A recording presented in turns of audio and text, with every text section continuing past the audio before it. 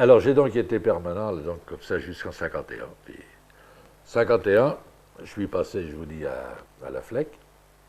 Redescendre chez moi à Montluçon, il fallait qu'il y ait du boulot. C'était quand même pas... Il n'y en avait pas trop. Et j'avoue en plus que j'avais pris goût à Paris, j'avais pas envie de redescendre à Montluçon. Quand j'y redescendais chez moi, je trouvais que c'était petit, que les immeubles n'étaient pas hauts, ça faisait que 2 étages, hein, ça paraissait rikiki. Et je m'étais quand même bien habitué à Paris. J'ai dit, bon, je vais y rester.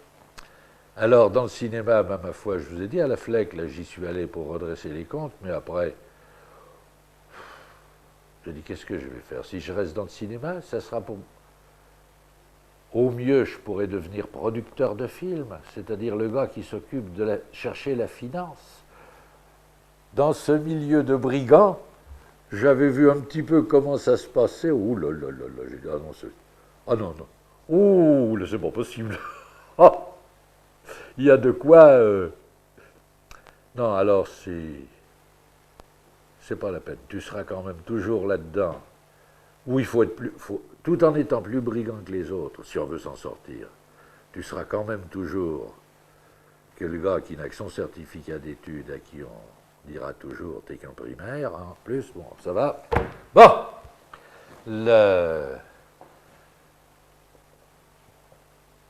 retourne donc aux manivelles avant qu'il soit trop tard. Ça vaudra mieux. Et j'ai donc décidé de reprendre le boulot. Alors je suis rentré à la Thomson, parce que j'ai cherché avant, puis c'est Vigneault qui m'a dit tout tranquillement, je lui ai dit, mais tu connais pas du boulot? Il m'a dit, je connais pas, moi. Ah. Après réflexion, il me dit, va donc voir Baboulène. Baboulène. Oui, il me dit, rédacteur en chef, là, Témoignage chrétien. Il a quitté, je crois, un Témoignage chrétien, il a dû rentrer, je sais pas, c'est pas l'Alstom, je crois. Enfin, demande-lui. Il est quelque chose comme ça là-dedans. En fait, c'était pas l'Alstom, c'était la Thomson. Et Baboulène m'a dit, mais... Ah oui, pas de problème, ils embauchent. Mais ils embauchaient, ils passaient aucune annonce. Tout se faisait de bouche à oreille. Et je dis, ah, mais la Thomson, qu'est-ce qu'ils font? Quand j'avais été à la FLEC, c'était boulevard Haussmann au 155. La Thomson, j'avais vu là les grandes vitrines de la Thomson au 173. À l'époque, il y avait un fer à repasser derrière cette vitrine, et puis un poste de radio du crotté. C'est tout ce que je savais. J'y avais dit, qu'est-ce qu'ils font? Ils font des fers à repasser là-dedans. Il m'a dit, ah! Il m'a dit, ça c'est le siège, bon, qui est équipé comme ça. Non, non, il m'a dit, il y a un marché de radar. Ah bon? Oh, de radar payé par les ricains pour les forces Centre-Europe. Ah bon? Un premier marché passé par l'OTAN. Bon, alors ils embauchaient aussi bien tourneurs, fraiseurs, ajusteurs, câbleurs, dessinateurs, mais sans passer aucune annonce. Il fallait donc aller là-bas. Alors il m'a dit, vas-y, et tu demandes téléphone. Il m'a envoyé pratiquement voir monsieur de la Salle, qui était de sa promotion de Polytechnique. C'était son major de promotion et qui était là-bas le chef de fabrication. Je suis rentré, moi, là-bas, pris rendez-vous. J'ai vu arriver un petit bonhomme qui payait vraiment pas de mine, qui avait des... Attends, oui, je crois bien qu'il avait ce jour-là des plaques de cuir, là, au coude pour éviter l'usure des coudes du veston. Je dis, c'est pas un polytechnicien, ça zut. Et qui m'a dit, bon, tourneur, il n'y a pas de problème. Écoutez, vous allez au service du personnel, il m'a emmené, donnez une fiche à monsieur, il m'a dit, remplissez ça, puis vous mettez... Alors, il y avait sur la fiche, bon, nom, prénom, etc., recommandé par... Alors, il dit, mais vous mettez mon nom, hein, par monsieur de la Salle, bon. Oh, ben, je dis, ça va, quoi. Et celui qui n'était pas foutu de m'être recommandé par, on le prenait pas. Hein. On pouvait m'être recommandé par un simple ouvrier, mais il fallait connaître quelqu'un de la maison. Hein. Et alors je suis rentré là. En même temps, il y avait un copain, Pierrot Vialfond, qui était de Clermont-Ferrand, qui avait été permanent un petit peu après moi, 2 ou 3 ans après, et qui avait... Oui, il avait 1 an de moins que moi. Qui était un ancien de chez Michelin. Il était resté permanent, je crois combien, 3 ans ou 3 ans à la JOC. Lorsqu'il avait quitté le secrétariat de la JOC, il était retourné chez Michelin, qui avait accepté de le reprendre, mais au bout de 3 ans de secrétariat de la JOC, ils avaient dit on le surveille. Et alors il l'avait mis à l'entretien, ajusteur d'entretien. Pierrot avait quand même, chez Michelin, pour vous dire la formation, il avait quand même en 3 ans passé 3 CAP, hein, ajusteur, tourneur, fraiseur et dessinateur. Non, pas dessinateur, mais 3. Ajusteur, tourneur, fraiseur. En 3 ans. Hein. Et c'était un... Bon sang, il était doué pour la mécanique. Hein. Oula, qui bossait bien. Hein. Et ils l'ont pris là-bas chez Michelin. Et puis, je ne sais pas, ils ont constaté que sans doute il était capable d'avoir du mauvais esprit, qu'il était assez dangereux. Il avait un chef d'équipe qui lui était attaché pratiquement. Et ils ont fini par le mettre dans un atelier où il était tout seul. J'avais fort heureusement trouvé une piole peu de temps auparavant par un copain, un ancien de la FLEC, là, qui s'était marié et qui avait lâché sa piole, qui m'a dit, tiens, tu peux prendre la mienne, là. Alors, avec le camarade Pierrot, ben, on a donc crêché pendant plus d'1 année, là, ensemble, dans cette même piole, là où il y a, rue Portalis, où il y a un syndicat de la chimie dans l'immeuble. C'était au dernier étage, on montait par l'escalier de service. Bon, et on s'est retrouvé, lui, dans un atelier d'ajustage à l'usine d'Anières, qui est c'était à 3 km de l'usine de Gennevilliers, qui était l'usine principale, où je me retrouvais au service des maquettes. Au bout de, 3 ou 4 semaines que nous étions embauchés, ont lieu les élections de délégués du personnel. On voit ça, affichage, bon, puis élection de délégués toute une journée. Le soir, on regarde le résultat. Le quorum n'avait pas été atteint au 2e collège pour les techniciens et cadres. Et ouvriers employés, c'était tout juste. Il y avait eu juste la moitié des électeurs qui avaient voté. Il n'y avait qu'une liste, CGT, qui bien sûr était passée, mais il y avait eu juste 50% de votants. Et 2e collège, il y en avait quoi, à peine, même pas 30%. Alors 2e tour, après, bon, pour le 2e collège, se retrouve élu. Le CGT avait quand même un élu, puis les autres, c'était des non-syndiqués.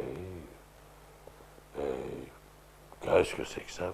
Eh bien, mon vieux, on se dit, c'est pas brillant. Et alors là, on cause, on s'informe. Effectivement, cette CGT, c'était pas... À l'usine d'Anières, il y avait du monde à la CGT. À Gennevilliers, c'était pas très jojo. Et il y avait des jeunes militants CGT qui menaient la barque. Enfin, à G1, c'était Sino. Et puis hein? Rocky, chez les dessineux. Hein? Mais tout ça, ça faisait pas... ça n'était pas suivi. Bon. On s'est donc dit, bon, qu'est-ce qui se passe? Et en discutant, effectivement, le syndicalisme avait peu de poids. Et tous les gens vous disaient que même dans la tradition de la boîte, il y avait eu grève en 1936 à l'usine d'Asnières, les gens avaient occupé l'usine pendant 15 jours, mais la direction générale à Paris n'avait jamais voulu recevoir les gars de l'usine d'Asnières. Elle avait en fin de compte téléphoné au directeur que les gars avaient tenu enfermés pendant 15 jours dans l'usine, en disant, bon, bah allez régler, lâchez-leur des choses là pour que ça se termine, mais nous on les reçoit pas. Hein. Vous signez inspecteur du travail pour venir cautionner ça, et puis fini. Il n'est pas question de traiter avec des... On ne traite pas avec des mutins, hein, n'est-ce pas? C'était le style de la maison. Et vous disiez les vieux de la boîte, oh, qu'est-ce que tu veux, ça paye pas des masses dans cette boîte. Mais c'est comme la fonction publique. Tu rentres là, tu y vas jusqu'à ta retraite. Il n'y a pas de risque de licenciement. Pouf. Et puis, à la longue, quand même, on prend du galon. Parce que ça se développe. Alors, il y a des nouveaux services qui se créent. On arrive à faire son trou comme ça, quoi. Et pour gagner sa croûte, ben on faisait des heures supplémentaires. Dès la première semaine, ma période d'essai n'était pas finie. Le premier, je suis rentré le lundi. Le jeudi, le contremaître passé demandait à tous les gars, tu viens samedi? Tu viens travailler samedi?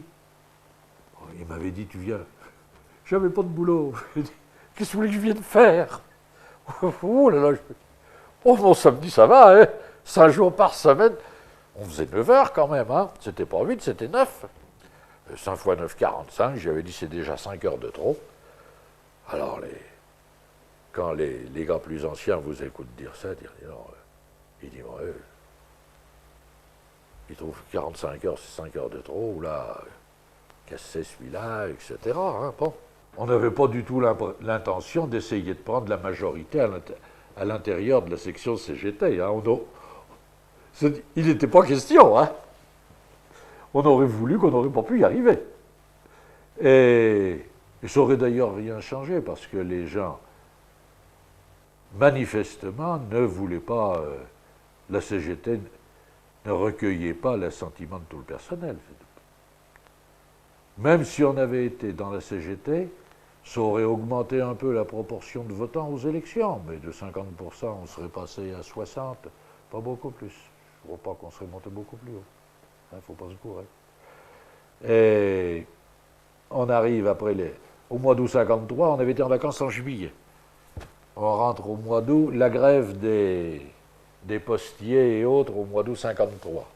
Alors il y avait peu d'entreprises du privé en grève, mais puisqu'il y avait grève, il n'y avait plus de train, il n'y avait plus de poste, de téléphone, là, tout le monde... alors qu'est-ce qu'on fait? On fait grève. Bon, à Gennevilliers, les gars pas foutus de se débrouiller, obtiennent la direction, dit rien à faire, faut un référendum. Elle oblige les gars de la CGT qui avaient accepté de faire un référendum pour ou contre la grève. Il y a eu majorité contre la grève. Hein. Et un bulletin secret. Donc, pas d'histoire, pas de grève. Et par contre, l'usine d'Asnières, les types avaient dit, il n'y a pas de référendum des clous. Hein. On se met en grève et allons-y. Mais en grève tout seul, ils sont restés 8 ou 10 jours en grève, si bien que Pierrot était en grève. Et moi, j'y étais pas. Hein. Puisque Gennevilliers n'était pas en grève. Alors les gars d'Asnières, un peu amers, que Gennevilliers ne les a pas suivis. Et alors on cherchait, ça nous a permis, tous ces événements, de découvrir quand même des gens, de s'apercevoir qu'il y avait par exemple des gars qui lisaient l'Observateur de Claude Bourdet à l'époque. Et on se disait, il faudrait quand même qu'on trouve quelques militants là. En dehors, on voit que des gars du PC, personne d'autre. Et ayant trouvé 2 ou 3 gars qui lisaient le Nouvel Observateur, qui étaient des types qui avaient 25-30 ans, pas beaucoup plus,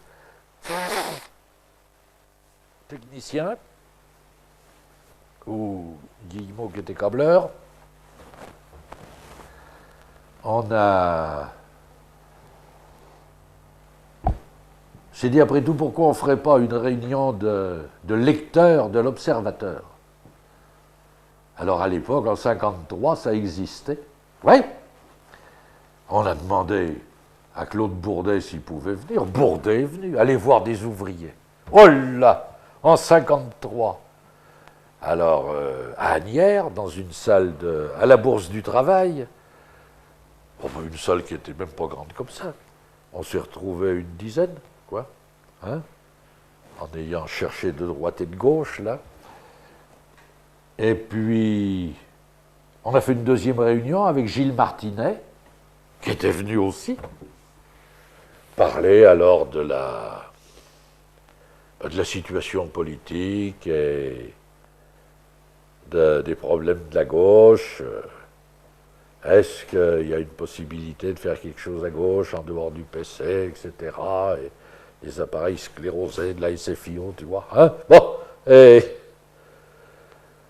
ça nous a permis d'avoir la deuxième réunion. Il y avait quand même Breu qui était venu, hein, du PC, qui avait dit ouais, ça m'intéresse, moi.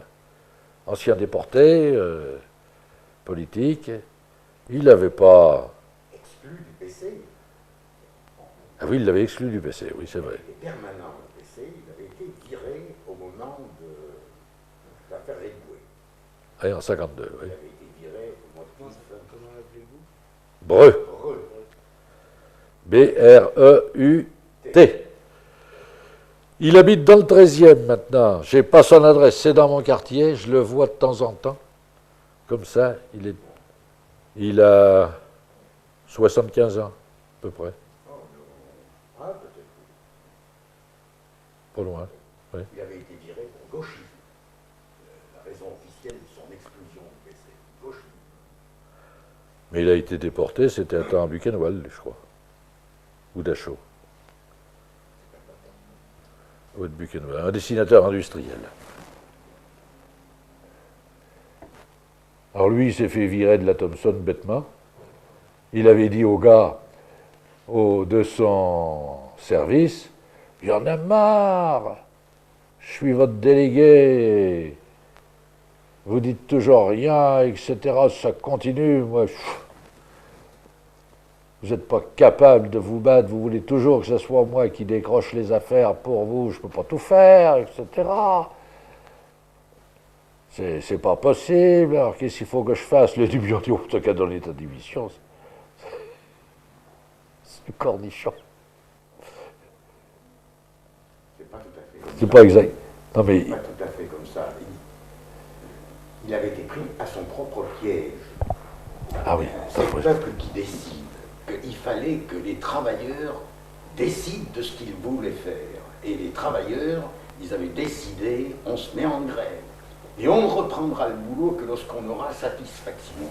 Oui. Et la grève a duré 3 semaines, 1 mois. uniquement le bureau de dessin. Un bureau de dessin. Et puis un jour,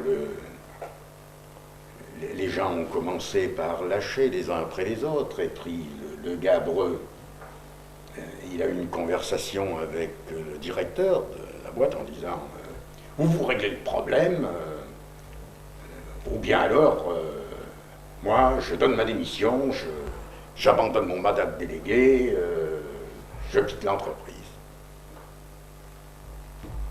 Et puis le directeur l'a laissé faire. Et puis au bout d'un mois. Ah non, puis il a donné sa démission. Eh ben, il a donné sa démission, puis au bout d'un mois, il était gros Jean comme devant. Terminé. Il s'est retrouvé à la lourde, et bien évidemment, les travailleurs ne se sont pas remis en grève pour le défendre. Pas possible d'augmenter les salaires, on ne peut pas, et vraiment, là, sinon on court à la catastrophe, et non, rien à faire. Ouh là là, un délégué CGT s'était levé avant la fin de la réunion, et était allé téléphoner à ses potes oui, de G2, si bien que les gars de G2 ont débrayé tout de suite, sont venus se coller au pied de la salle où avait lieu la réunion. L'usine de G1 s'est mise à débrayer aussi, et quand la réunion s'est terminée, parce que ça commençait de hurler sur la plateforme, hein, tu te rappelles, Pierre, il a fallu qu'on fasse sortir, qu'on assure la protection des directeurs à la sortie. On leur a fait une haie pour qu'ils arrivent à traverser pour aller jusqu'aux bureaux directoriaux. Et puis, le directeur du groupe s'est dépêché de vouloir partir au siège, mais des gars avaient couru dehors, mon vieux, tapé sur sa bagnole, ils te lui ont cabossé la carrosserie, il est arrivé tout. C'est tout juste s'il est arrivé à démarrer et à partir.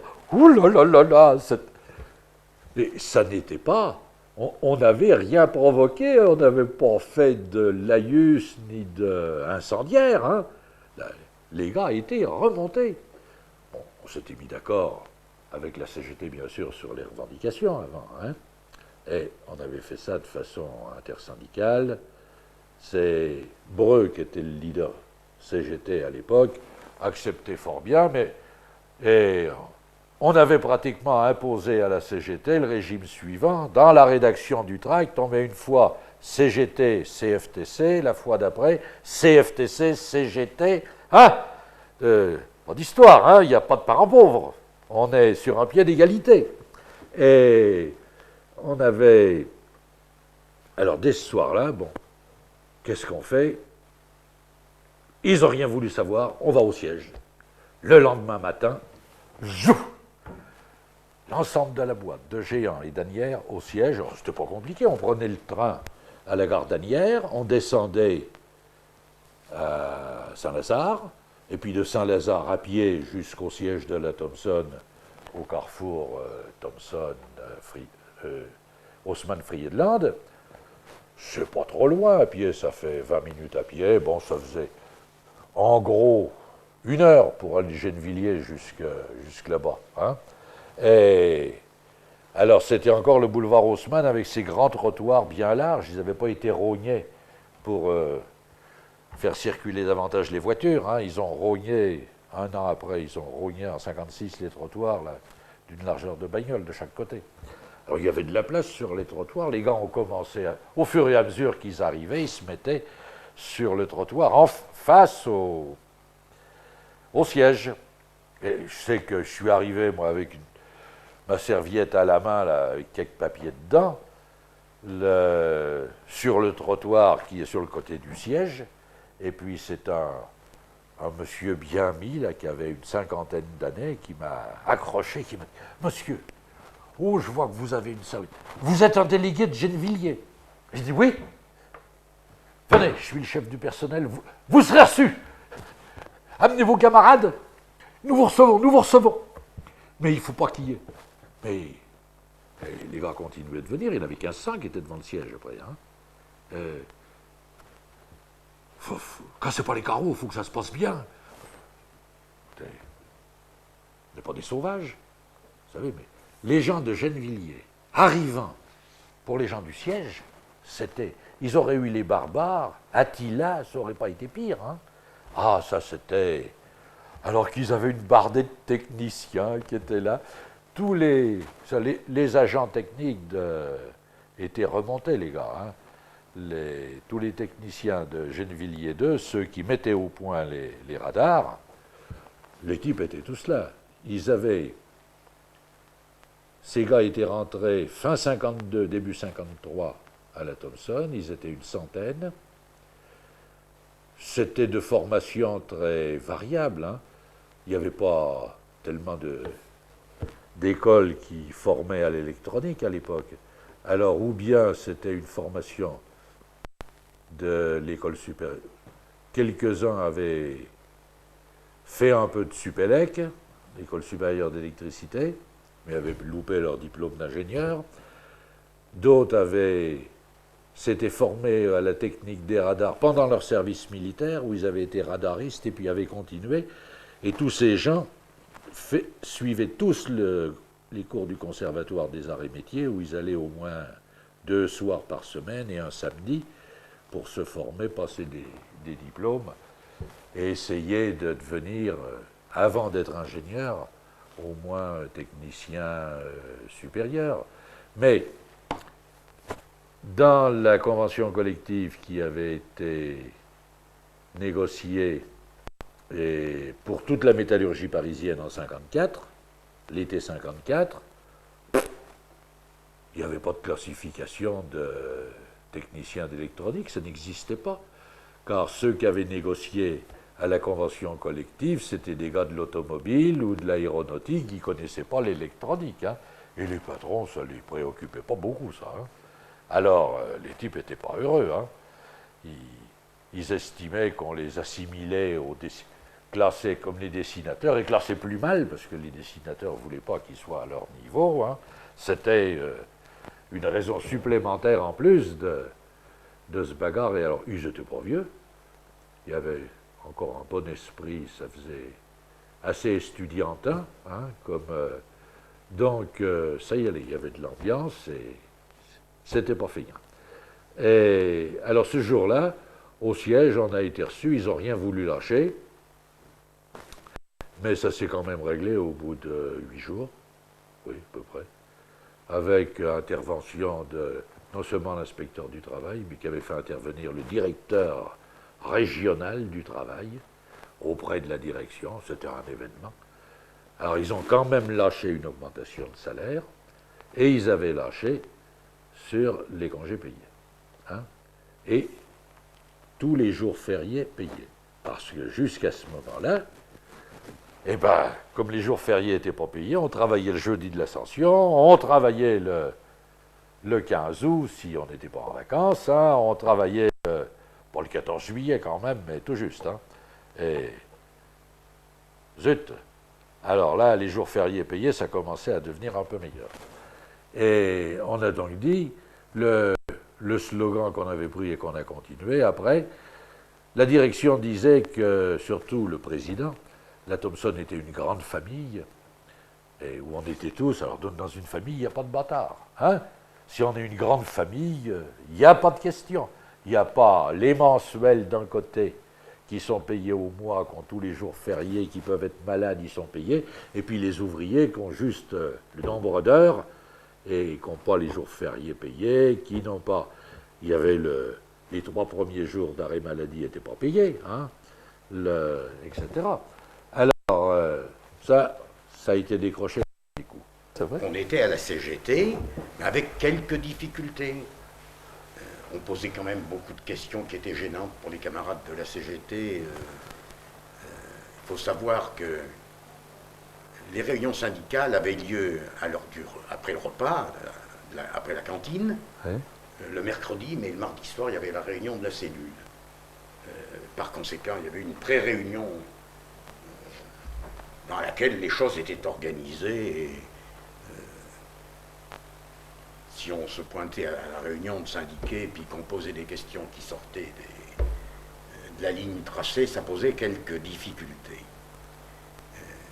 Je me souviens que c'est à ce moment qu'il y a eu la convention collective de la métallurgie parisienne. En 54, ah oui. Et les camarades de la CGT faisaient leur démagogie habituelle, avaient réuni tous les syndiqués pour savoir s'il fallait ou non que la CGT signe cette convention. Les pauvres, ils n'avaient pas les lignes pour se prononcer. Et pourtant, il me semble que Pierrot était encore à la CGT. Non, il n'y était plus. Ah non. Alors, en tout cas, moi je me rappelle avoir fait une intervention à cette réunion de syndiqués en disant mais moi je veux bien donner un avis à condition qu'on donne les billes, que j'ai tous les éléments. Quand il y a une négociation, les gens qui négocient, c'est eux qui savent jusqu'où on peut aller. On tire la corde, ils sentent si la corde elle va casser ou s'il faut continuer de tirer. Alors moi, si les camarades qui négocient disent on peut aller plus loin, eh bien alors il faut suivre leur raisonnement. S'ils disent on ne peut plus, il faut lâcher, eh ben il faut lâcher. C'est leur avis qui compte, c'est pas le nôtre, on n'a pas les éléments. Bon, mes camarades, il faut qu'on aille discuter avec le peuple, puis réunion du peuple dans la cour, pour lui demander de dire ce que la CGT devait faire.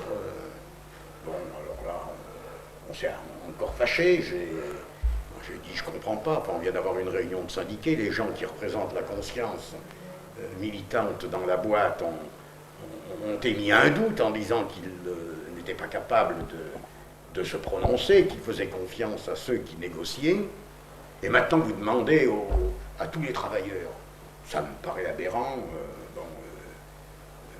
Et puis la réunion s'est terminée en catastrophe. Et à cette époque-là, moi, le secrétaire de section avait ma carte CGT dans sa petite poche. Il venait me voir, et il l'a soulevée pour me la montrer, mais il ne me la donnait pas, il ne voulait pas me la donner. Et puis Paul Raffin était encore à la CGT, oui, à Gennevilliers. Oui. Et c'est fin 54, début 55, fin 54, oui. qu'on a décidé, bon, c'est invivable, on ne peut pas continuer.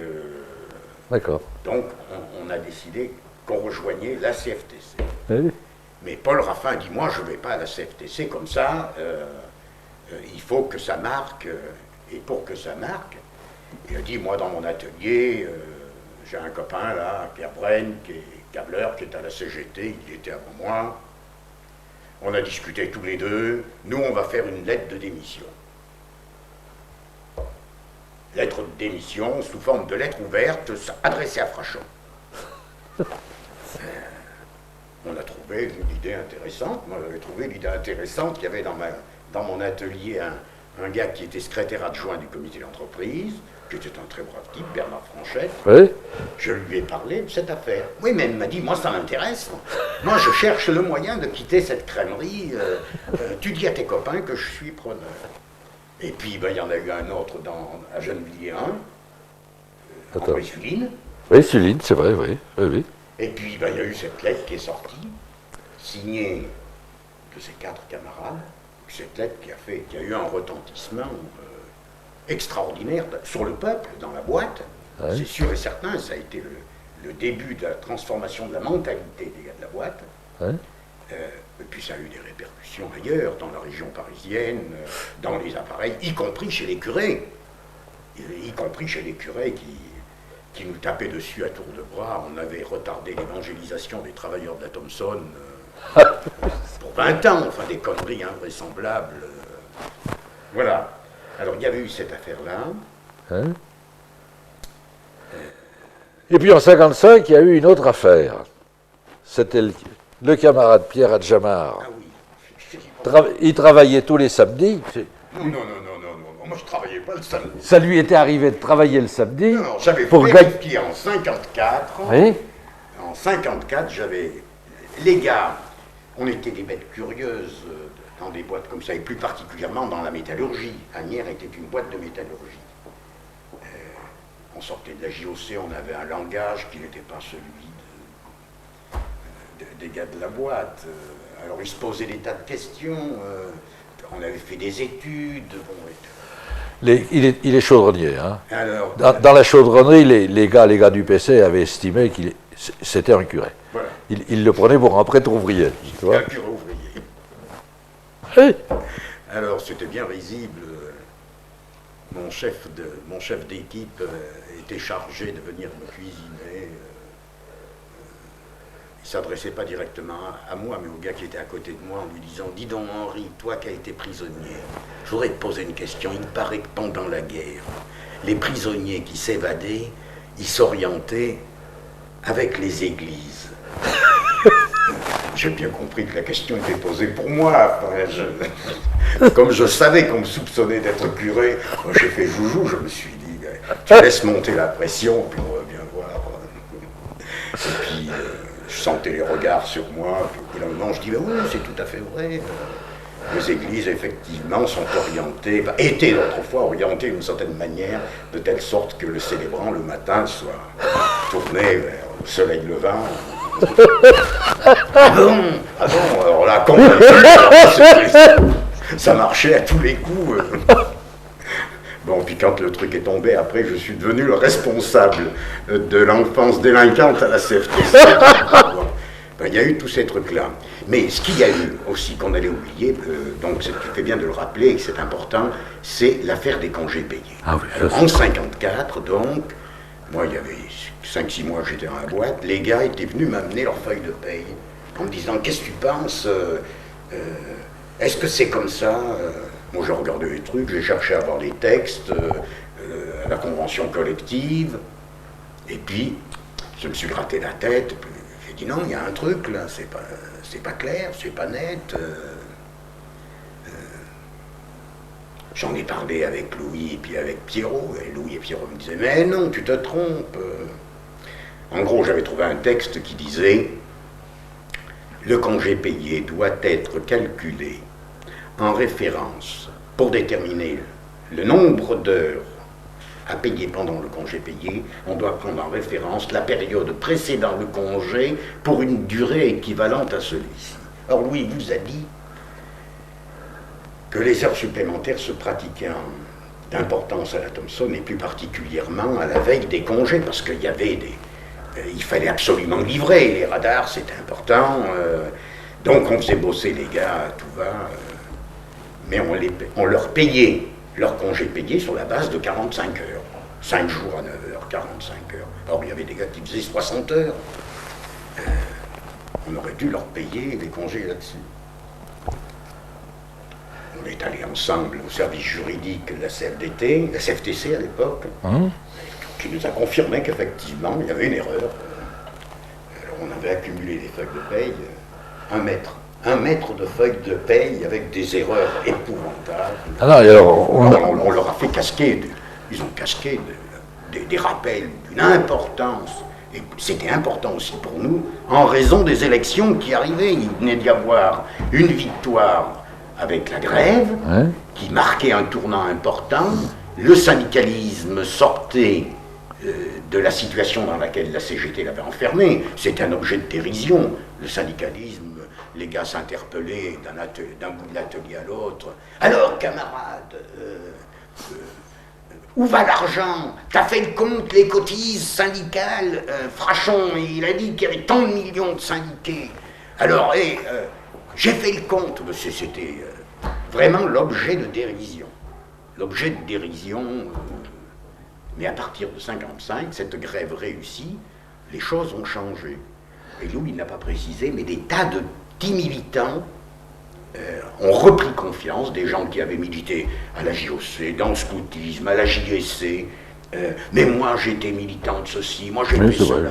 Et on s'est retrouvé un paquet de gaz, ce qui fait qu'aux élections suivantes, avec notre opération congé payé, où les gens de la CGT bien sûr avaient fini par se ridiculiser en ne voulant pas nous donner leurs feuilles de paye et en disant aux gens ne donnez pas vos feuilles de paye, mais les gens ils les donnaient quand même, et quand ils ont touché leur pincée de rappel, les autres passaient pour de joyeux rigolos pendant 10 ans, vous nous avez laissé escroquer du fric. Il y avait 10 ans que ça durait, depuis 1945. La vie ouvrière, publiée avant les congés payés, toujours elle rappelait, et elle continue de le faire, comment les congés payés se calculent. C'était bien précis. Ils vendaient ce numéro de la VO, mais bien entendu, ils ne l'ont jamais fait appliquer. Parce que l'ancien chef du personnel, qui était de mèche avec Guyonneau, l'ancien secrétaire du comité d'entreprise, les avait convaincus que c'était comme ça que ça s'appliquait, on prenait l'horaire normal, et puis un point c'est tout. Alors, M. Couteau avait dit ça, c'était bien, c'était un ami. Bon, réglé. Et alors là, quand les gars ont touché le blé, les gars de la CGT avaient fait pression sur leur type en disant « donnez pas les feuilles, hein, c'est pas la peine, c'est du bidon. » La direction n'avait pas fait de fleurs. Elle avait plus les vieilles feuilles de paye, et c'était vrai. On l'avait obligé à aller chercher. Ils avaient trouvé, les rats avaient mangé les archives tellement dans cette baraque. Oh, et on avait alors en 55, alors 56, on s'est retrouvé avec la majorité au comité d'établissement. Je me suis donc retrouvé secrétaire du comité, et Pierrot, secrétaire adjoint. Et au comité d'établissement, alors, on a marqué des points là, de la façon suivante. On s'est dit dans ce comité, il n'y avait pas beaucoup d'argent parce que la plus grosse partie du fric passait pour les colonies de vacances qui étaient organisées pour l'ensemble de la compagnie. Et par bonne démagogie, au lieu de donner la boîte ne mettait qu'1% des salaires pour le comité d'entreprise. Là-dessus, les colonies de vacances prenaient quasiment la moitié et le reste était divisé, non pas en pourcentage des salaires, mais c'était par tête, ce qui fait que pour les boîtes de province où les gars avaient de petits salaires, ça leur faisait une dotation assez confortable. Pour nous, à Paris, ça ne faisait pas grand-chose. Alors, avec le peu... L'écolo et l'arbre de Noël. Et alors, dans chaque comité, il y avait l'arbre de Noël, qui était la grande activité, qui avait commencé sous la Charte du travail avec les comités sociaux faits par la Charte du travail, et puis qui avait continué. Alors, il y avait l'arbre de Noël, et puis il y avait le cadeau de la fête des mères. Alors, le cadeau de la fête des mères, c'était sacré, c'était bon. Alors, on s'est dit, qu'est-ce qu'on peut faire avec le...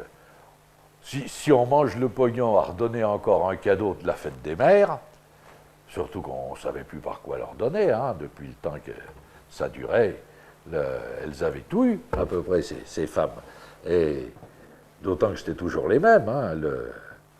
Et on s'est dit, qu'est-ce qu'on fait? On ne peut pas faire grand-chose. Or, il y avait une crise du logement épouvantable. Il y avait des gars qui étaient logés dans des conditions effroyables. Il y en avait un, le gars qui était à côté de moi, le petit Louis le couvreur. Bon, il était à la cellule, c'était lui qui avait les timbres du PC, là. Il avait ça dans son tiroir à côté de ses outils et de ses clés. Et le matin, il logeait dans 2 pièces avec 3 gamins. Les gamins couchaient par terre à côté du lit des parents. Quand il se levait le matin, il fallait qu'il enjambe les mômes pour aller faire sa toilette dans l'évier de la cuisine. C'est tout ce qu'il avait. Bon, merde. Et il habitait à Colombes, il n'était pas à Pétaouchnock. Et il y en avait un certain nombre qui étaient logés comme ça. Alors on s'est dit, pas d'histoire, qu'est-ce qu'on peut faire après avoir bien réfléchi? On s'est dit, le peu de fric qu'il y a, faut qu'on fasse une opération logement. La loi, il y avait eu 2 ans avant, en 1954, la loi de voter sur le 1% logement obligatoire dans les entreprises. C'était à peine commencé de mettre en place. Et pour la Thomson, on ne savait pas très bien comment ça marchait. C'était le siège qui s'occupait de ça. Et on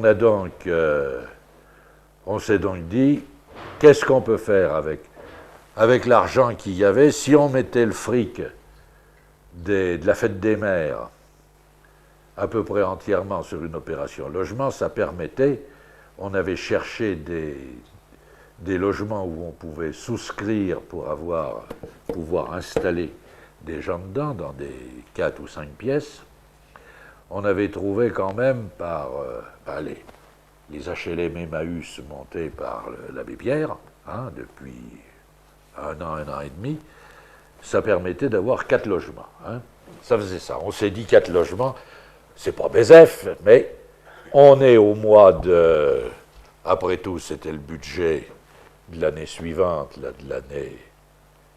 Non, c'était le budget de l'année 56, on le refaisait. On a dit, ça permet...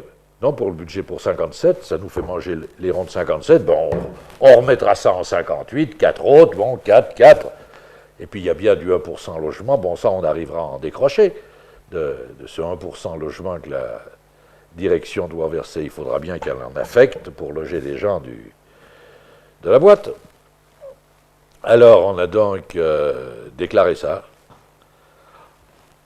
Les gars de la CGT, on leur avait annoncé ça en réunion préparatoire, bien sûr. Oh là, ils n'ont pas dit non, mais ils ont dit oh là.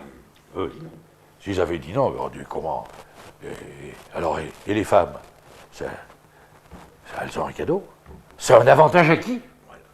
C'est un avantage à qui? On ne peut pas le retirer. Quoi, l'avantage à qui? Cadeau de la fête des mères, on leur en fera un. En fin de compte, on leur a fait un. On a décidé qu'ils auraient un torchon.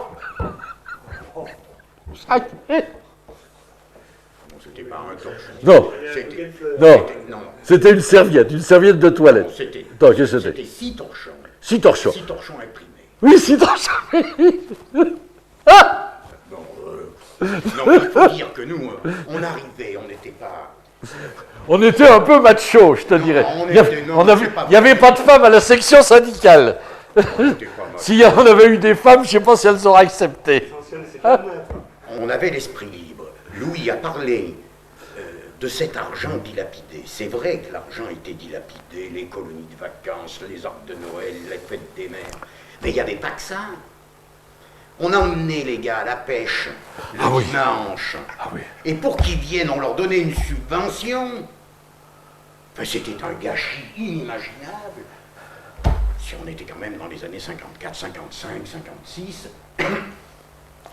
Avec Pierrot Vielfond, je me rappelle, on discutait. Nous, on avait eu ce privilège, ayant grandi chez Michelin, auquel on avait quelques griefs à faire, même de nombreux, mais on avait quand même eu un certain nombre d'avantages. Entre autres, ayant fait toute notre scolarité chez Michelin, nous, depuis l'âge de 6 ans, on était allés à la piscine.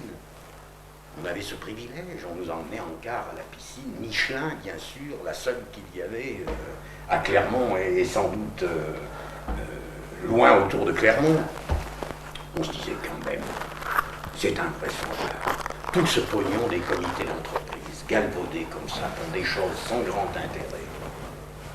Si on pouvait arriver à regrouper tout ce fric des comités d'entreprise, on pourrait avoir à Gennevilliers, à Nières, une superbe piscine olympique, qui serait d'un bien autre intérêt.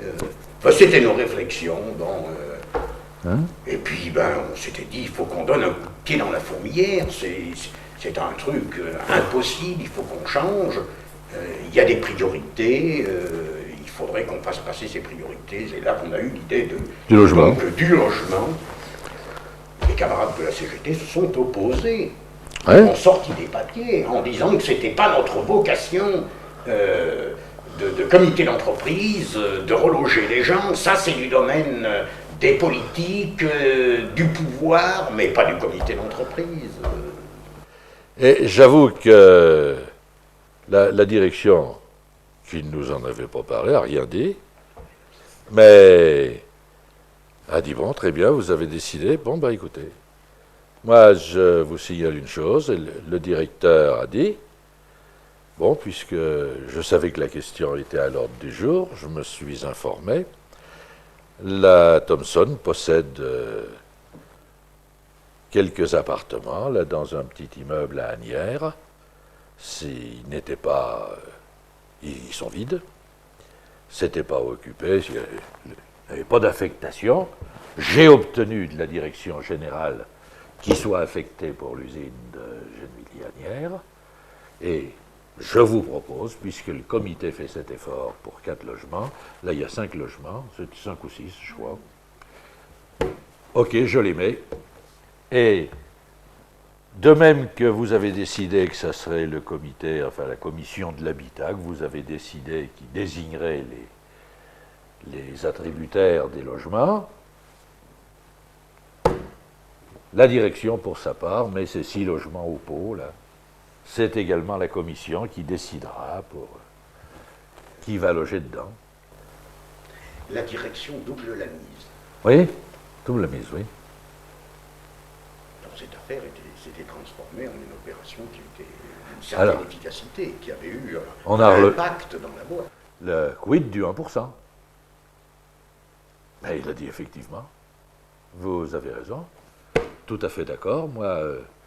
écoutez, de votre côté, en comité central d'entreprise, exigez que le 1% soit attribué, l'attribution soit réservée dans l'établissement d'origine, et que ce ne soit pas le siège qui décide.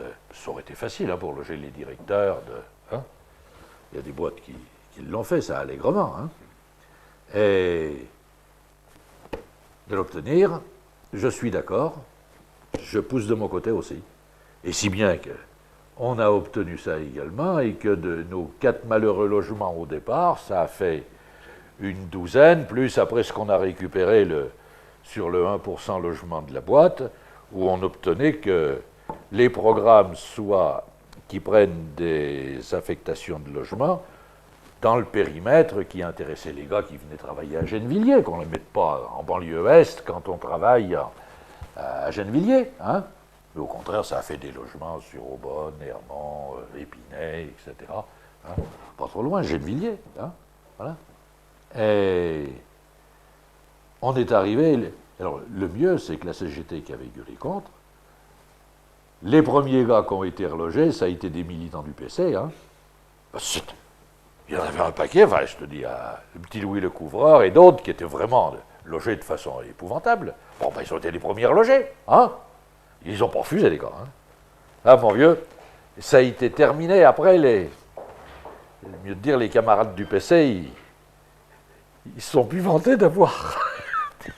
Et quant aux femmes, tu comprends, leur torchon, bon, ben, elles ont eu leur torchon, hein, bon, et elles se sont pas plaintes. Enfin, ça a été vite fini. Hein. Ah. Alors, en 1956, alors on était allé au comité central d'entreprise en même temps. Au comité central d'entreprise, en 1956, et ben, je me suis retrouvé, il y avait, le comité avait 2 représentants au conseil d'administration, un pour le premier collège, un pour le second collège. Pour le second collège, le secrétaire du comité central d'entreprise, un vieux de la CGT, Guyonneau, qui était dans la boîte déjà avant-guerre, qui était devenu chef d'équipe à l'ancienneté. Membre du comité central à la Libération, au PC. Guyonneau? Oui, mon cher, bien sûr, je ne me rappelle plus. Il n'a pas dû y rester longtemps. Il n'est pas resté longtemps, juste le temps de sauver les têtes de directeurs qui... Tu te rappelles pas de ça? Ah non, de Dieu, je ne me rappelais pas de ça. C'est pour ça. Oh, beau Dieu! Bon! Et alors, le gars... Alors, il était au secrétaire du comité central. Il s'occupait de la colonie de vacances. Des colonies de vacances. Il faisait que ça. Hein? Et il trouvait que c'était un boulot énorme. Alors, à ce comité central d'entreprise, ils disent donc, en réunion préparatoire, bon, bah, après avoir élu le secrétaire adjoint, trésorier, bon, alors les représentants au conseil d'administration, pour le 2e collège, là, c'est notre camarade Guyonneau, tout le monde est d'accord, bien sûr. Premier collège, il faudrait quelqu'un, ouvrier employé. Est-ce qu'il y a quelqu'un? Moi, je me suis dit, il y aura un gars de la CGT, non? Il n'y en avait pas un qui osait y aller. Alors j'ai dit, moi, je veux bien. Ah bon, t'es d'accord? Ben bien. Ben oui, allons-y. Il n'y avait pas de candidat. Bon. Alors, j'avoue que j'en ai appris à ce conseil d'administration. Entre nous, je suis au conseil d'administration de l'Office HLM de Paris actuellement, hein, qui compte 90 000 logements. C'est pas une bricole. Il y a 3 réunions par an. 3, c'est tout. Qui durent chacune 2 heures. On peut arriver à les faire durer 3 heures si on veut, hein, ou 3 heures et demie, ça m'est arrivé. Mais il n'y a rien à faire pour avoir plus de 3 réunions. Hein. Là, le petit Tibéri qui préside ça, il n'en veut pas plus. Hein. Une où on vote le budget, une où on vote l'augmentation des loyers, et le 3e où on approuve les comptes de l'année passée. Hein. C'est réglé. Voilà. Et à la Thomson, c'était une société anonyme, il y avait quand même 10 séances par an du conseil d'administration. Il n'y en avait pas en juillet ni en août. Mais sinon, tous les mois, une séance qui durait 1 heure, de 5h30 à 6h30. Le jour où on présentait le rapport du conseil d'administration pour l'Assemblée générale, là, ça durait plus longtemps. Ça durait 1h30. Mais on apprenait des choses, si. Fallait noter, évidemment, et noter vite, hein, parce que ça... Beaucoup de choses étaient dites, et il fallait surtout, après, bien écouter le compte-rendu que le secrétaire général lisait au début de la séance suivante, et qu'il lisait à toute allure. Il y avait toujours des choses dans le compte-rendu dont on n'avait pas parlé à la dernière séance. Hein? Donc, ça permettait de rectifier, soit la vente de tel immeuble, ou Alors, ça se passait, c'était intéressant, pourquoi? Parce que la Thomson était une vieille maison. C'est là où je l'ai appris, qui existait déjà en 1900, qui avait été, sa grande spécialité, c'était de fabriquer le matériel pour les tramways. Et ils avaient fourni tous les moteurs et matériels de commande pour les tramways de France et de Navarre, hein, et même pour l'Espagne aussi. Et après la guerre, et ils fabriquaient en plus les moteurs et les alternateurs, etc. Tout ce qui était les brevets de M. Thomson et de M. Houston. Et puis, après la guerre de 14, trouvant que c'était bien pénible tout ce métier d'industriel, ils avaient séparé les activités, ils avaient presque tout largué dans des filiales, ils avaient créé l'Alstom, qui était la filiale de l'Alsacienne de construction mécanique et de la Thomson Houston, donc le nom Alstom, la première syllabe de chacune. Et l'Alsacienne avait amené son usine de Belfort, et la Thomson avait amené son usine de Saint-Ouen, moyennant un loyer annuel de 3% du chiffre d'affaires de l'Alstom, chacun. Hein? Donc 3% pour l'Alsacienne, 3% pour la Thomson. Ça faisait 6, hein, déjà, pour les loyers. Et c'était donc, ils étaient 50%, 50%. Et la Thomson avait, par contrat, s'était libérée, avait abandonné tout ce qui était les courants forts. Elle n'avait gardé que les fabrications sur des courants faibles. Donc tout ce qui pouvait concerner la radio ou ensuite l'électronique. À la rigueur, le téléphone. Hein. Mais fini des moteurs, des alternateurs, des transformateurs, tout ça s'est passé à l'Alstom. Et donc les locaux électriques, etc. Hein. Adieu les tramways, c'est fini. Hein. Et la Thomson vivait donc avec ça, et puis c'est seulement à partir de 27, lorsque le baron Étienne de Lassus sans Geniès, noblesse de la Haute-Garonne, de Murette, là-bas, est devenu le directeur général, puis PDG, qu'il a entrepris de remettre un petit peu d'industrie là-dedans, que ce soit plus seulement une société, en somme, vivant de ses rentes, quoi. Et il a racheté progressivement des boîtes qui avaient des difficultés. Alors il avait racheté Ducrotay-Thomson, parce que M. Ducrotay était un bon ingénieur en radio, mais il n'avait pas d'argent pour pouvoir investir et suivre l'évolution technique. Mais il y avait une usine, c'était dans le 15e rue de Vouillet, alors donc ils avaient et la boîte et le matériel. Et puis après ça, ils ont racheté, il y avait eu une bonne affaire à Chauny, la tréfilerie et laminoir de cuivre. Parce que ça permet d'acheter le cuivre brut, de le fondre, le laminer, et on gagne si on ne gagne pas beaucoup d'argent sur les câbles, c'est pas grave. On gagne de l'argent sur le cuivre. En l'achetant, comme ça, la bourse du cuivre, c'est à Londres, que ça n'arrête pas de fluctuer. Hein. Alors le problème est de l'acheter quand les cours sont bas, et on vend ensuite le fil de cuivre, le câble, quand les cours du cuivre sont hauts. Hein. Voilà. Simplement avec ça, bon an, mal an, ça gagne 10% tranquille. Hein. Une c'est du bon beurre. Et puis alors, ils se sont mis dans l'électronique, où il existait une grosse boîte qui était la SFR, la Société Française de Radioélectricité de Levallois. La SFR avait quand même, c'est eux qui ont fait le premier radar du monde qui avait été fait pour le Normandie en 1936. Et ils ont oublié d'en faire. L'armée française ne leur en a pas commandé après, hein, ni la marine.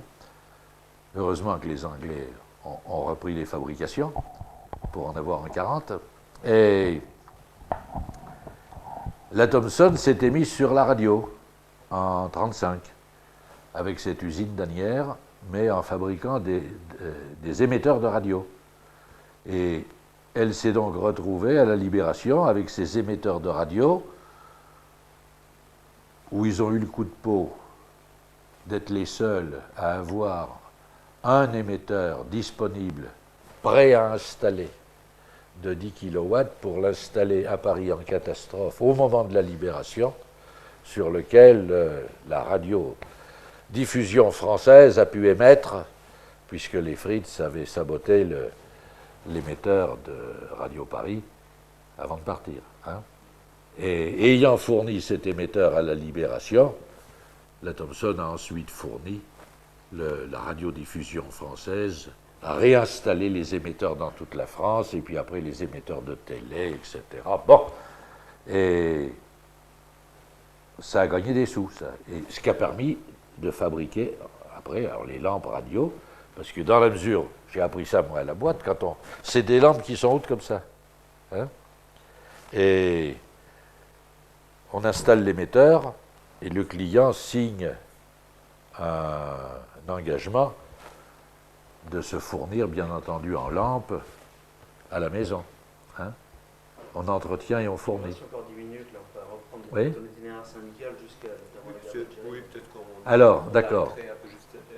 Alors, on était là au milieu des années 50, c'était pour oui. savoir, parallèlement, est-ce que tu avais d'autres responsabilités, notamment à la Fédération de la Métallurgie, quelles étaient tes relations avec l'URP, la Confédération dans ces années-là, et est-ce que tu avais d'autres engagements que syndicaux? Alors là, bon, moi comme je faisais partie, dès 1950, avant d'avoir quitté la JOC, dès que j'ai fait la connaissance de Vigneault et Savouillant, ils m'ont invité, ils m'ont dit si tu veux, tu peux venir à Reconstruction. Bon, j'y suis allé, et j'ai participé de façon assez régulière aux réunions de reconstruction et aux réunions également de la minorité CFTC de l'époque. Alors ce qui me permettait, c'était d'ailleurs, sans avoir de carte de syndiqué dans ma poche certaines fois, d'assister au comité national confédéral rue Montholon, parce que soit le Bébert d'Étras ou un autre me passait sa carte de participant sous la porte, je l'attrapais, je rattrapais. Oh, c'était... On en a fait quelques-unes. Ça m'a permis d'être au comité national de 53, là, quand les types avaient hurlé au charron contre la Confédé, qui avait traficoté la fin de la grève d'août 53 avec le MRP. Je revois toujours le Maurice Bonnet de Grenoble qui disait « Les camarades m'ont mandaté, m'ont dit « Tu montes à Paris, Maurice, il faut réclamer des têtes. » Alors il a dit « Je réclame des têtes, il faut en couper !» Gaston et les autres se disaient « Dans quelle maison sommes-nous devenus maintenant ?» Ils étaient assez épouvantés. Hein. Et en 1954, alors, étant à la boîte, quand on est pris dans... On avait du boulot en tant que section syndicale, mais enfin, bon, on se réunissait toutes les semaines, une fois, ça laissait quand même du temps quand on est célibataire encore, bon. Et en 1954, alors, on était venu avec Pierrot, via le fond, à la métallurgie parisienne, quand ils avaient expliqué là, pour la convention collective. Il faut bien dire que la situation était quand même très caractéristique. La loi des conventions collectives date de 50.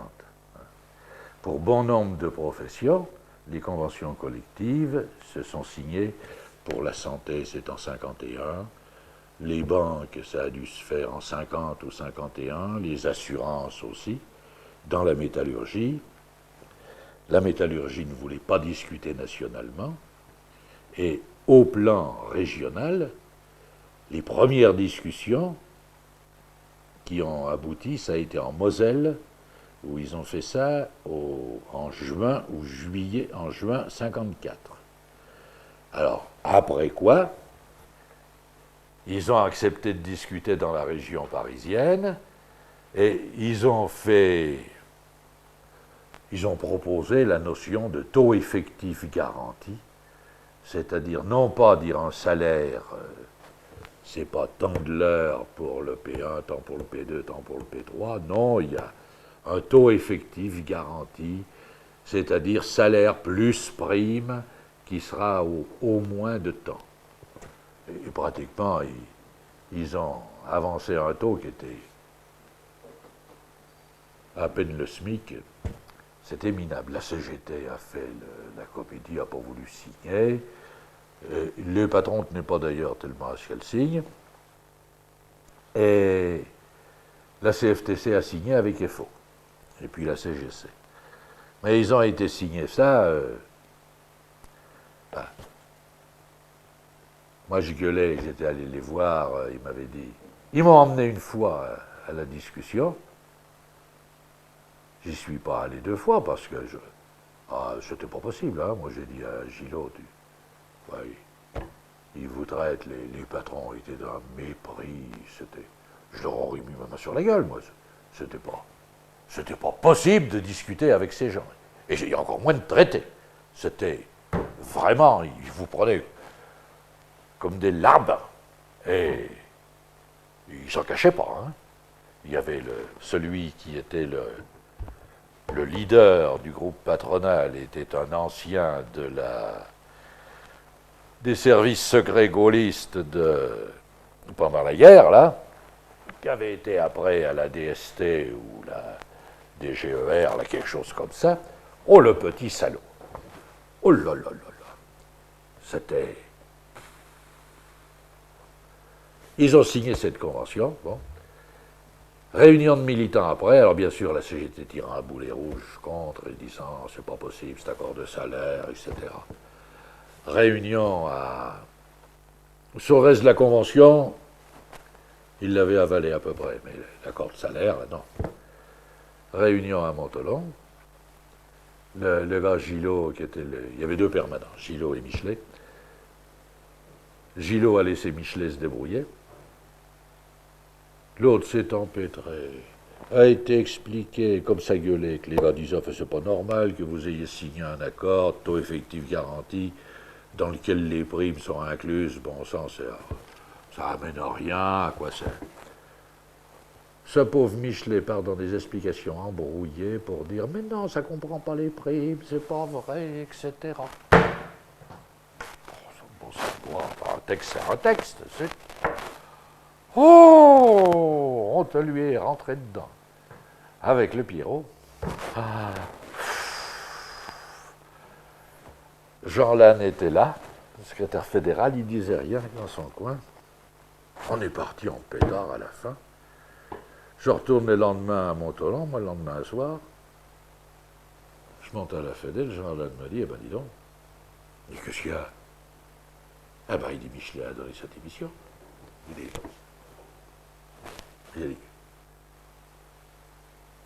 et il m'a dit, ça t'étonne? T'as pas... Il m'a dit, mon gars, avec ton pote Vialfond, hein, vous y avez pas été de main morte hier, hein? Il me dit, vous l'avez assassiné? Je lui dis, écoute, il était con. Il me dit, oui, je sais pas qu'il était con. Qu'est-ce que tu veux? Bon, s'il a donné sa démission, il a donné sa démission. Bon. Alors, déjà qu'on n'était pas très bien vus, on s'est fait... on devenait alors... On s'est fait élire au conseil syndical après, parce qu'il fallait quand même... C'était assez facile, hein. Il n'y avait pas des masses de... Les candidats couraient pas les rues. Bon, et il fallait quand même mieux être dedans. Mais on avait fait rentrer en plus à la boîte, là, fin 55, il nous fallait quelqu'un pour les mensuels, le Bernard Caumont, hein, qu'il faudra aussi que tu interviewes, là, qui est actuellement maire de Publier. Publier, en Haute-Savoie, entre Thonon et Évian. Tu vois, c'est lui, il a la source, les sources d'Évian sur sa commune. Une partie. Et Caumont, C-O-M-O-N-T, Bernard. né à Gennevilliers. C'est un gars de Gennevilliers qui est allé se perdre là-bas, tu vois. Et il travaillait avant au Carbone-Lorraine, à Gennevilliers, et c'était un battant. On l'a fait rentrer à la boîte, il s'est occupé du second collège. Comme ça a bien été. Avec les agents techniques, il avait bien accroché et ça collait. Alors, peu après, en 55 ou 56, Caumont était au conseil syndical. Il y avait deux syndicats, un syndicat des ouvriers, un syndicat des mensuels. Je revois toujours le nanar, un soir, qui me dit « Oh, il me dit, écoute, ce conseil syndical, qu'est-ce qui... » Tous les coups, il disait « On perd son temps, etc. » C'était Gillot qui y était. Et puis un soir, il me dit « Écoute, je sais pas, j'ai peut-être fait le con, mais... » Je dis « Qu'est-ce que t'as fait ?» Oh, il m'a dit « Il nous cassait les pieds. » Il s'est amusé à faire une analyse de la situation, là où il parlait de tout. Tout le monde s'endormait. Et au bout d'un moment, voyant que les gens n'avaient pas l'air de prêter bien attention à ce qu'il disait, le Gillot prend un coup de sang et leur dit « Vous n'avez pas l'air d'être bien content, etc. Qu'est-ce que... Ça va pas? Si vous trouvez que ça va pas, faut le dire. Mais dites-le au moins. Si vous voulez que je m'en aille, vous avez qu'à le dire. » Ça n'a rien dit. « Bah oui, tu ferais mieux de partir. On t'a dit. » Il dit « Oui, j'y ai dit ça. » Pareil, même coup, le lendemain, eh ben ça y est, dans tous ces états, Gillot est allé dire « Ça y est, je suis démissionnaire. Faut me trouver du boulot, ils veulent plus de moi. » Bon, c'est pas très, tu vois. On était des coupeurs de tête. Je suis retrouvé en 58, élu secrétaire, ce brave Guyonneau qui était là, qui touchait pas une bille comme secrétaire du CCE. Quand je me suis retrouvé avec lui au conseil d'administration, petite anecdote, mais qui en dit long. Le conseil d'administration de la Thomson, c'était la grande table, comme ça, avec le tapis vert, tout en longueur. 12 administrateurs, 6 d'un côté, 6 de l'autre, chacun avec son sous-main, avec son nom marqué en lettres dorées. Et puis à un bout, le secrétaire général, à l'autre bout, les deux représentants du comité d'entreprise, avec un sous-main mais sans lettres dorées. Alors, vous entriez à l'entrée, il y avait le registre à l'extérieur, on signait avant d'entrer. Pour le comité d'entreprise, il y avait quand même les représentants du comité d'entreprise, on signait. Il n'y avait pas de jeton de présence pour le comité. Bon. C'est consultatif, n'est-ce pas? On signait, bon. 5h30, il y avait une pendule, une cheminée et une pendule. Quand 5h30 arrivait, la pendule sonnait la demie, le président s'asseyait, les vice-présidents, tout le monde s'asseyait. Sauf Huvelin, qui était à l'époque président du CNPF, qui se tenait au bout de la table, là, à côté de moi, qui arrivait toujours en retard. Quand il venait une fois sur deux, et en retard. Alors vous aviez sur le sous-main une feuille comme ça, un papier pelure, puisque à l'époque il n'y avait pas encore de photocopie. Alors c'était un papier pelure avec l'ordre du jour de la séance.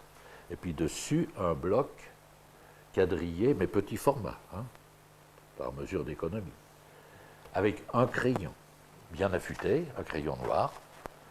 Alors, quand Huvelin arrivait, il prenait le bloc, il faisait des petits dessins. Pendant la séance, c'est tout. Bon. Alors moi j'ai vu ça. Guyonneau m'avait dit, tu verras, il y a de quoi écrire quand même. Oui, oui. Mais fais attention, fais gaffe, il m'avait dit. Fais pas de conneries. Bon. Parce qu'en réunion du comité central, le baron venait quand même, le président venait une fois par an quand il présentait le bilan. Et le Guyonneau, le secrétaire, était au 400 coups. Le baron était là, il faisait dans son froc. C'est à peine s'il osait il lui disait bonjour, monsieur le président, puis c'était tout. Mais pas question de poser une question.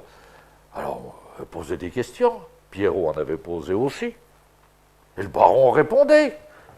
Et il y allait même franco, lui. Il lui avait dit, mais vous parlez la Thomson est syndiquée, vous parlez du syndicat pour les fils et câbles. Quelle est la proportion qu'a la Thomson? Le président avait dit, la Thomson, nous avons 8%. Ah bon, et quel est le pourcentage des autres? Eh ben voilà, c'est tant pour les Capes de Lyon, c'est tant pour... Ah, crac. Les autres regardaient, et il était... Ben, au moins on lui posait des questions, il répondait, ça l'intéressait.